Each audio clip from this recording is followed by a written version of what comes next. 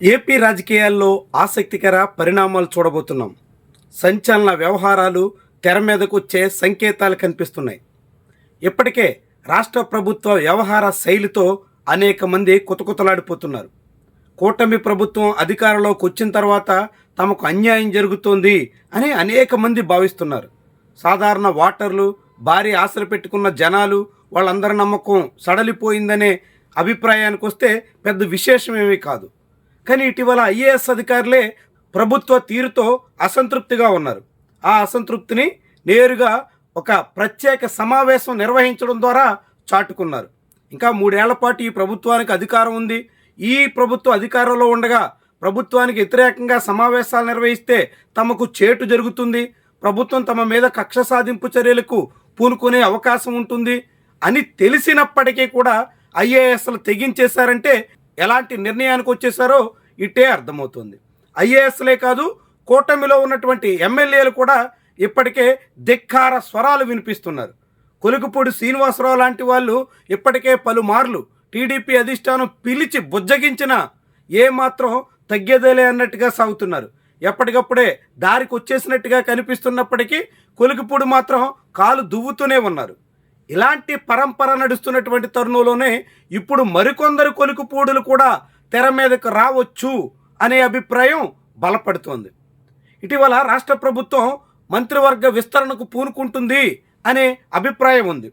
సీఎంగా నారా లోకేష్ని మార్చడం కానీ, కాకుంటే 2 ఏళ్లు నిండుతున్నాయి కాబట్టి మంత్రివర్గంలో కొత్త వారికి అవకాశం ఇచ్చే ప్రయత్నం కానీ జరగవచ్చు అనే అభిప్రాయం ఉంది. ఇప్పటివరకు మంత్రులుగా ఉన్నటువంటి వాళ్ళలో పెర్ఫార్మెన్స్ బాగాలేదనేటువంటి కారణంతో కొంతమందిని పక్కన పెట్టి అందుకు తగ్గట్టుగా అనేక మంది పేర్లు పరిశీలించవచ్చు అనే అభిప్రాయం ఉంది. ఇలాంటి తరుణంలో తమ పేరు మంత్రివర్గ విస్తరణలో పరిశీలించవచ్చు అని భావిస్తున్న చాలామంది అణిగిమణిగి వ్యవహరిస్తున్నారు.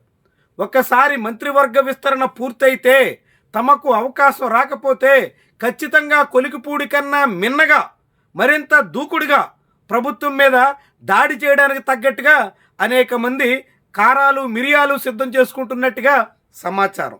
ఇలాంటి కొంతమంది నేతలు అసెంబ్లీ సమావేశాల సందర్భంగా కొంత హింట్ ఇచ్చినట్టుగా కూడా చెప్తున్నారు.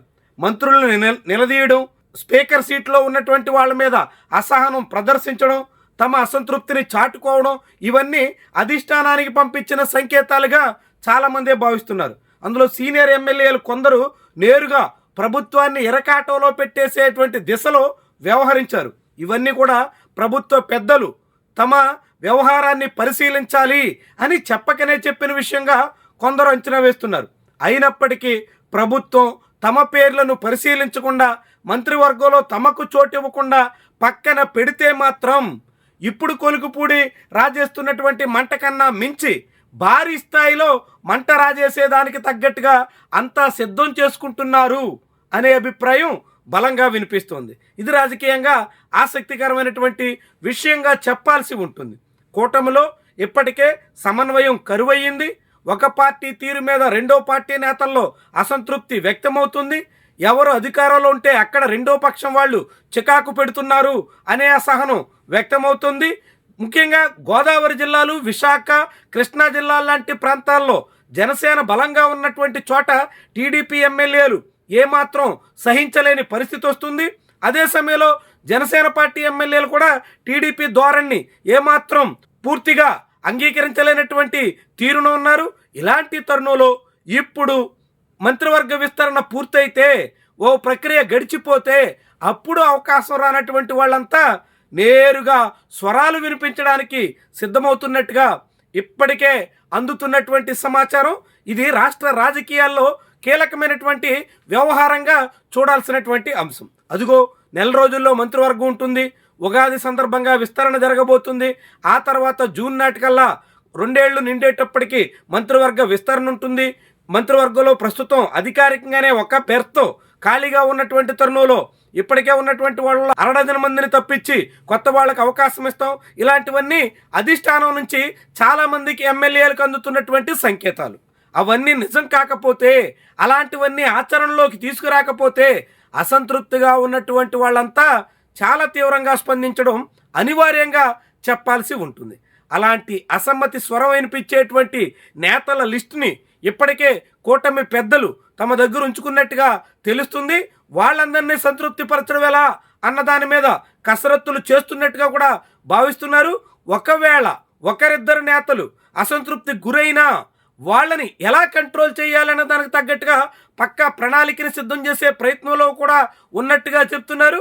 అయితే ఇలాంటి ప్రయత్నాలు అధిష్టానం ఎంత చేసినప్పటికీ అడుగున తమ అసంతృప్తిని చాటడానికి తగ్గట్టుగా చాలా పెద్ద స్థాయిలో మంతనాలు జరిపే ఒక వ్యవహారం నడుస్తుంది అనేటువంటి వాదన కూడా వినిపిస్తుంది. ఇలాంటి అసంతృప్త ఎమ్మెల్యేలంతా ఏం చేస్తారు, ఎలా తమ అసంతృప్తిని చాటుకుంటారు, ఏ దిశలో కూటమికి కలవరపాటు కలిగించే వ్యవహారాన్ని తెర మీదకి తెస్తారు, ఇవన్నీ కూడా ఆసక్తికరంగా కనిపిస్తున్నాయి.